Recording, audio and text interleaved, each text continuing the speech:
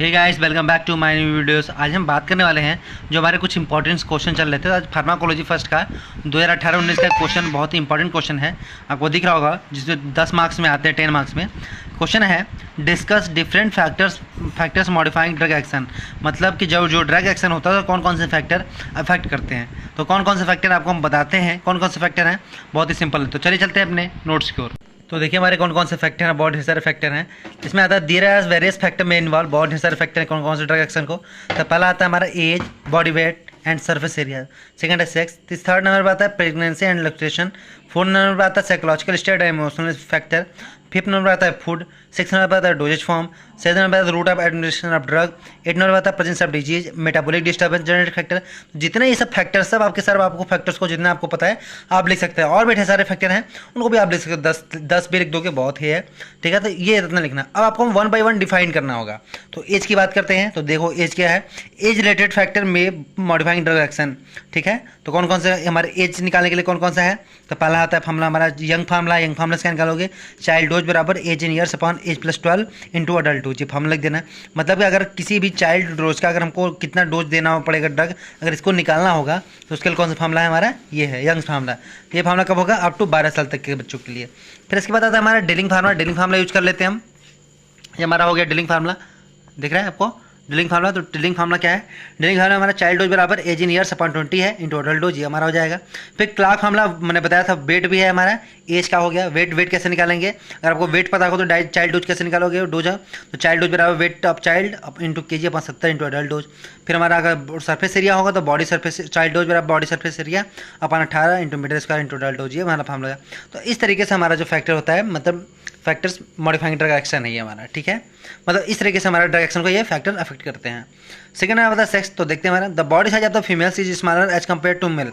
जो फीमेल्स का body size होता है वो क्या होता है, थोड़ा स्मॉलर होता है as compare to males, which lead to modifying drug action, जो कि हमारे ड्रग एक्शन को मॉडिफाई करता है। स्पेशल केसेस देखिए, purgative should not be use during menstruation. जब मेंस्ट्रुएशन हो तो हमारा ये परगेटिव ड्रग्स नहीं लेना चाहिए, ठीक है। बी नंबर में मॉर्फिन एंड बार्बिचुरेट्स में lead to excitement in women. जो हमारा मॉर्फिन और बार्बिचुरेट्स होता है वो हमारा क्या है, एक्साइटमेंट लीड करता है, कभी एक्साइटमेंट पैदा करता है वुमेन्स में, ठीक है। ये थर्ड नंबर आता है प्रेगनेंसी लैक्टेशन। इसमें देखते हैं morphine crosses the placenta. Morphine क्या करता है, क्रॉस द प्लेसेंटा एंड में डिप्रेस द फिटल रेस्पिरेशन। अगर मॉर्फिन जो हमारा क्या बोलता है, प्लेसेंटा को क्रॉस कर जाता है और फेटल माने जो हमारा शिशु, जो बच्चा हमारे पेट में है, उस फेटल को रेस्पिरेशन को डिप्रेस करता है। मतलब जो सांस ले रहा है उसको डिप्रेस कर देगा, ठीक है। उसके रेस्पिरेशन, जो उसको सांस लेने का जो प्रोसेस, उसको क्या करेगा, वो डिप्रेस कम कर देगा। तो ये हो जाता है हमारा कब, मॉर्फिन जब क्रॉस करता है प्लेसेंटा को। अब आगे देखते हैं। फोर्थ नंबर पर आता है psychological state and emotional factor.